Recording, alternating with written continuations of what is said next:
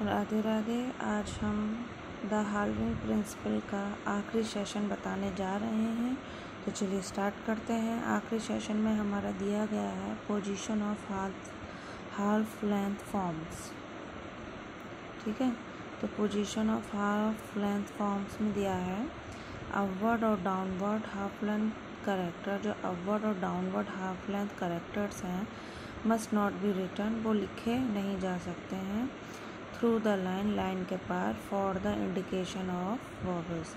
Indication जो vowel के indication है इसलिए जो करेक्टर्स होते हैं, ठीक है ना, हाफ लेंथ फॉर्म्स के, वो लाइन के पार नहीं लिखे जा सकते हैं।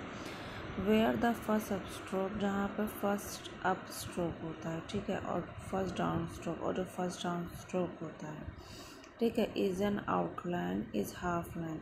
उनकी जो आउटलाइन होती है वो हाफ लेंथ होती है। द आउटलाइन इज़ रिटन, जो आउटलाइन होती है वो लिखी जाती है सो दैट, ताकि द हाफ लेंथ स्ट्रोक, जो हाफ लेंथ स्ट्रोक जो होता है अपेयर्स ओवर द लाइन, उसको ओवर द लाइन यानी लाइन के ऊपर लिखा जाता है फॉर द इंडिकेशन के लिए, ठीक है, of A first place vowel का जो होता है, ठीक। And on the line for the indication, and on the line, और जो लाइन पे है इंडिकेशन के लिए, ऑफ ए सेकंड और थर्ड प्लेस वॉवल, वो सेकंड और थर्ड प्लेस वॉवल का होता है, ठीक है। देखिए इस प्रकार से जो इसके एग्जाम्पल दे रखे हैं, ठीक है। तो सबसे पहले इसमें यह दे रखा है कि जो अपवर्ड और डाउनवर्ड हाफ लेंथ कैरेक्टर्स होते हैं वो ना थ्रू द लाइन नहीं लिखे जाते। थ्रू द लाइन का मतलब होता है लाइन के पार, ठीक है। क्यों नहीं लिखे जाते? क्योंकि उधर वॉवल्स जो दिए होते हैं इसलिए नहीं दिए, क्या कहते हैं, थ्रू द लाइन उसको लिखा जाता है, ठीक है। Where the first up stroke, और जो फर्स्ट अप स्ट्रोक और जो फर्स्ट डाउन स्ट्रोक हमारा होता है आउटलाइन बनाने के लिए, ठीक है, आउटलाइन के लिए इज़ हाफ लेंथ, वो हाफ लेंथ का होता है, ठीक है। The outline is written, outline जो लिखी जाती है so that the half length stroke appears, तो जो हाफ लेंथ स्ट्रोक जो लिखा जाता है वो ओवर द लाइन यानी लाइन के ऊपर लिखा जाता है for the indication of first place vowel, और फर्स्ट प्लेस वॉवल के लिए, एंड ऑन द लाइन, और जो ऑन द लाइन वॉवल, जैसे ऑन द लाइन वॉवल जो लिखा जाता है, ठीक है, ऑन द लाइन जो लिखे जाते हैं स्ट्रोक, ठीक है, वो इंडिकेशन किसके लिए, जो सेकंड और थर्ड प्लेस को इंडिकेट करने के लिए किए जाते हैं।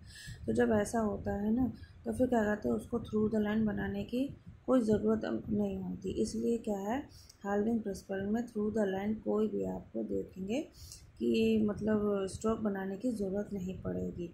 वो सेकंड और थर्ड प्लेस में जब उसका क्या कहते हैं वॉवल के साथ उनको बनाया जाता है तो वही उस चीज़ को इंडिकेट एक तरीके से कर देता है, ठीक है। तो थोड़ा सा यहाँ पे मैंने आपको यहाँ बताने की कोशिश की है। तो इस तथ्य में सिर्फ अपवर्ड और डाउनवर्ड लेंथ के बारे में, और फर्स्ट सेकंड थर्ड जो स्ट्रोक का जगह हो जो होती है उसको और किस तरीके से इंडिकेट कर सकते हैं, यहाँ पे इतना बताया गया है, ठीक है। तो ये आज का हमारा हाल्विंग प्रिंसिपल का लास्ट सेशन था, ठीक है। और भी मैंने जो आपको यहाँ पे तथ्य बताए हैं फर्स्ट से लेके सेकंड, ठीक है, तो 4 तथ्य हो गए हैं हमारे, यानी 4 सेशन मैंने आपको बता दिए हैं। उसमें से अगर आपको कोई भी चीज़ नहीं समझ में आई हो तो क्या कहता है, मुझे कमेंट बॉक्स में लिख सकते हैं, ठीक है। आगे की जानकारी मैं आपको और लेकर आऊँगी। तब तक के लिए द हाल्विंग प्रिंसिपल्स के बारे में आप पढ़िए और इसकी रिवीजन ज़रूर करते रहिए। राधे राधे।